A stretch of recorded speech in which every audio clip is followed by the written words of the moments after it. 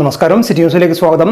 Fuel employees union CATU ജില്ലാ convention C Kannan സ്മാരക മന്ദിരത്തിൽ നടന്നു. CPM ജില്ലാ സെക്രട്ടറി MV ജയരാജൻ ഉദ്ഘാടനം ചെയ്തു.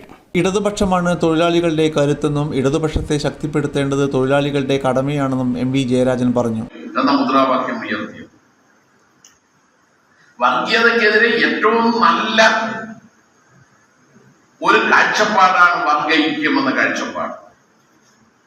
ആ വർഗീയ ഐക്യത്തിന് വേണ്ടിയിട്ട് നമ്മൾ നിലകൊള്ളുമ്പോൾ നമ്മുടെ പ്രശ്നങ്ങൾ തൊഴിലാളികൾ, കൃഷിക്കാർ, മറ്റ് അധ്വാനിക്കുന്നവർ നേരിടുന്നതല്ലോ ഒന്നാണെന്ന് കണ്ടുകൊണ്ടുപോകുന്നത്.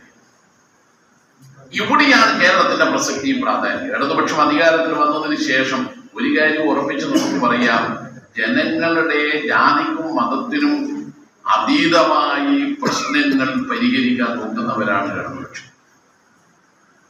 ആ ഇടതുപക്ഷ ഗവൺമെന്റ് നിലനിൽക്കുക എന്നുള്ളത് നമ്മുടെ ആവശ്യവുമാണ്.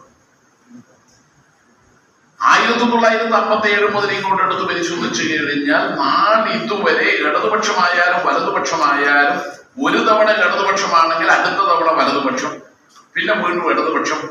ഈ രീതിയാണ് 2021 തിരുത്തി കുറിച്ചത്.